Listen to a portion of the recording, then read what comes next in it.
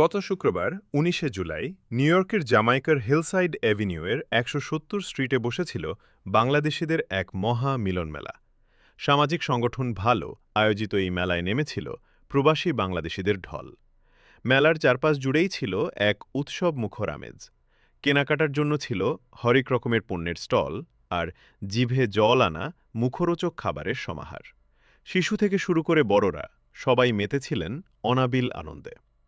এবারের মেলার অন্যতম মূল আকর্ষণ ছিল বিশালাকার টিভি পর্দায় ফুটবল বিশ্বকাপের রোমাঞ্চকর প্রদর্শনী। A little bit of a late challenge. The referee having none of it, but there is contact there. I'm sure VAR will take a look at this as well. Well, let's get Mark Klassenberg's view on this. New York city কাউন্সিলের স্পিকারের হাত ধরে মেলার জমকালো উদ্বোধন ঘটে। এ সময় স্থানীয় নেতৃবৃন্দ সহ বিভিন্ন সামাজিক সংগঠনের প্রতিনিধিরা উপস্থিত থেকে মেলার আনন্দ আরও বাড়িয়ে দেন। It comes in.